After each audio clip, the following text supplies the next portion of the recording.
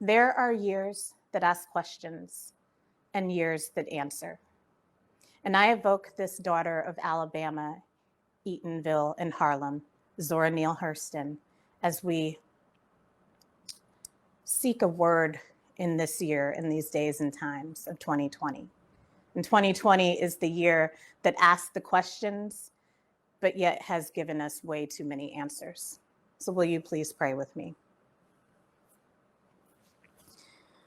God of answers that sometimes can be too much, God whose tree had so much knowledge that we couldn't take it all in, God who will give us answers if we're willing to ask.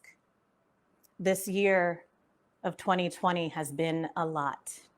And as we head into the last quarter of this time, we are asking for a special blessing. We are in the struggle with you, God, and we are holding on. And we're going to hold as tight as we can until you give that blessing. And so I pray, God, that the words of my mouth and the meditations of all of our hearts be acceptable to you, O God, our rock and our Redeemer. Amen. Okay, so speaking of questions, I'd like to ask two today. And the first question, and I admit that this is going to sound like three questions, but it's really just one, is what are you doing, God? Where are you? And when are you going to make it right? And these are the questions of what we call Theodicy. And if we're being honest, I think we all have to engage theology in our walk of faith this year. Wandering around, we see the hand of horror on everything, as Hurston wrote. And the hand of horror rendered the walls of her home more justice than Breonna Taylor's life did. That's the hand of horror. And the hand of horror declared our beautiful, complex city of New York an anarchist jurisdiction, which, I mean, is terrible, but it does kind of give me a chuckle because it clearly shows that whoever declared this has never actually looked up the word anarchist because they don't do jurisdictions, but whatever. Anyway, the hand of horror cheers on violent white supremacists while jailing nonviolent protesters. And the hand of horror catapulted us to and past 200,000 coronavirus deaths that could have been avoided. The hand of horror has waved through the land like a Category 5 storm, leaving destruction everywhere. And why does that hand of horror seem to get to prevail? Why does the evil seem to be winning? I think so many of us are or want to ask that question, and Theodicy then invites us into that struggle. It compels us to ask God just that. What are you up to? And why are you letting this happen?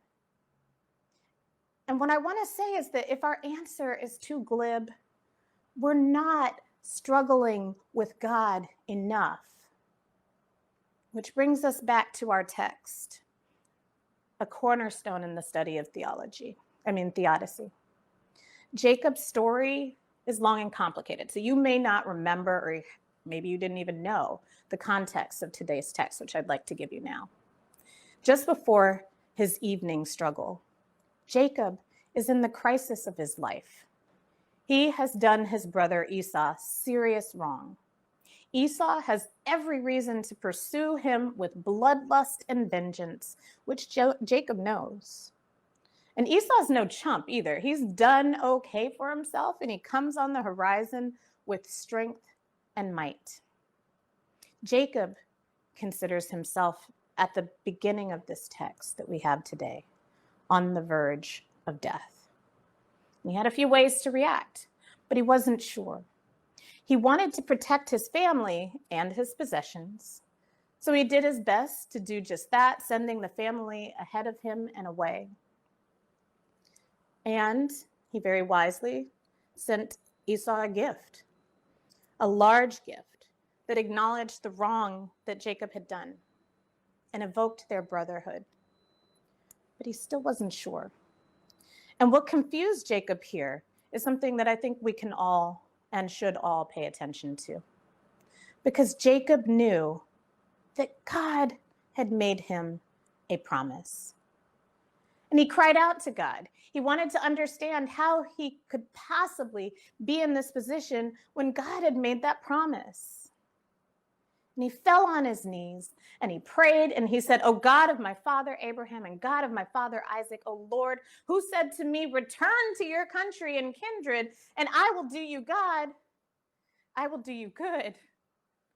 Jacob remembered God's promise to do something good for him, but that promise felt empty. And he was in the fight for his life. And he had so much wealth, but not so much protection. And then there was Esau, just a little bit down the road, who was stronger, much stronger. And if there were going to be a battle, Esau was going to prevail. And this didn't seem fair to the Jacob of the promise, which is why this is such a pivotal text in the study of theology. Where is God when it seems like God isn't there? And so I want to turn to their eyes were watching God. Do you remember the storm? The storm that changed everything in the story? Hurston wrote, "It's so easy to be hopeful in the daytime when you can see the things you wish on. But it was night. And it stayed night. Night was striding across nothingness with the whole round world in his hands." And as they heard the clap of thunder and they huddled closer and stared at the door, they didn't look at anything but the door. "The time was past," she writes. "If the time was past asking the white folks what to look for through that door. 6 eyes were questioning God." Let's put these in dialogue, because the answer for Jacob was just on the horizon at the break of day. And the answer for the people in the storm was just through the door. But only they could see. Nobody can see God for you. And from there, this opens us up to my second question. If, as I believe we are, we're in the battle of our lives, how are we supposed to fight? What do we do with our principles when the people we're fighting don't seem to have any? What do we do, as I've asked before, when it feels like we've been trying to move from playing the game of checkers to the game of chess, while the whole time they've been playing Mortal Kombat? What do we do when we thought at the end we'd all be able to walk away, maybe with a bruised hip like Jacob, but alive, with a handshake and a peace accord and a way to move forward? But they never intended this, and would prefer to stand over our corpses and say, "Finish them." What is the anatomy of that struggle, and how do we engage?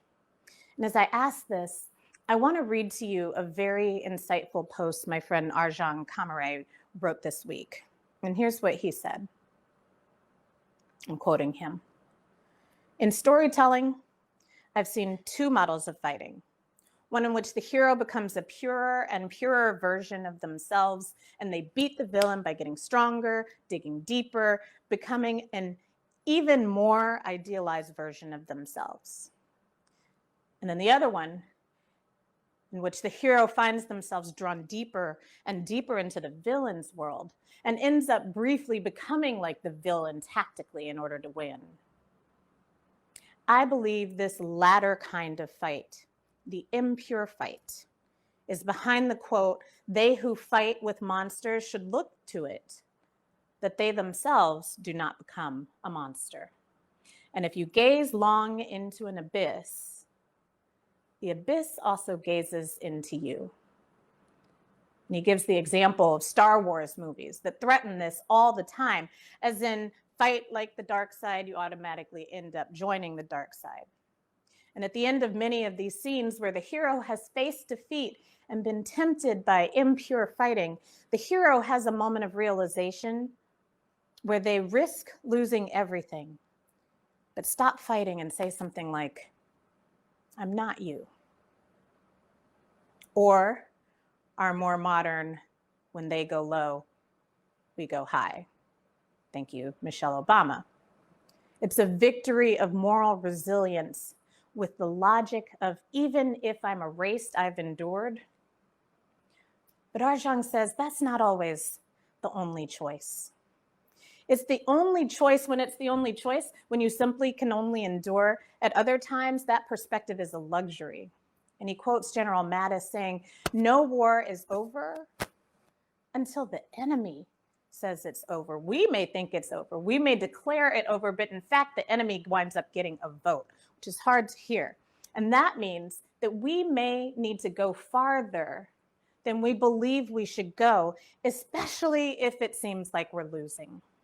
And we may have to sacrifice some smaller principles in order to save some larger ones. But one thing that we tend to lose at moments like this is our self-righteousness and our ability to shame others.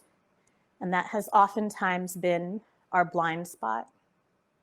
This is when we stop calling others names like deplorables, and it's not about shaming anymore. We're not even sure that we shouldn't be shamed ourselves. It's only about winning as righteously as we possibly can, knowing it's not necessarily going to be entirely righteous. And when we do this poorly, you end up with something like Hiroshima and Nagasaki. But when we do it well, when we maintain our moral compass, when we ourselves may need to go afoul of it sometimes, that's the toughest challenge. But the faster we recognize that this is our choice, the faster we see that we have a role we can play, that even if it seems like we can't keep going, that we have to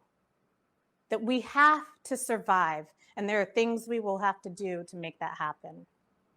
Then we realize that we're engaged in the impure fight, a fight that is flawed. And give me just a moment. There we go. So it could be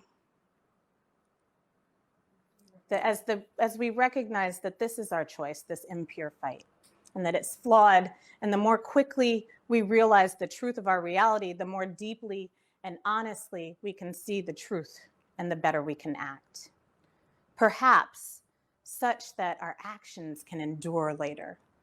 We won't be erased, and we'll be seen as hewing closer to the high road than we thought possible, because we were knowingly entering the abyss. And this is how it is sometimes when power needs to confront power. And we do have to see ourselves as powerful. To put it very differently, out beyond ideas of wrongdoing and right doing, as Rumi wrote, out beyond ideas of right doing and wrongdoing, there is a field. I'll meet you there. And it's terrifying. It's terrifying to stare into the abyss. And it's even scarier to enter it as it stares back at us. But I would argue that that's precisely where we are. What do we call this place? This place in the struggle where we wish and hope and pray so desperately for the knowledge and fortitude to see what's right and what's next. For Jacob, that place was called Peniel. And I don't know if you know what that means. The text kind of tells us, but what that word means, Peniel, it means face of God. Face of God.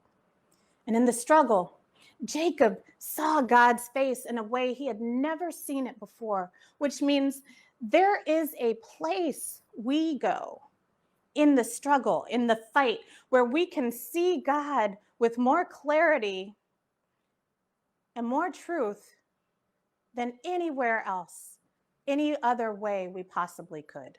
Or as Hurston put it, they seem to be staring at the dark. They seem to be staring at the dark. But their eyes we're watching God. You may feel like you're staring into the dark, and you are. But keep looking, because your eyes are watching God right there in that darkness, in what seems like an abyss.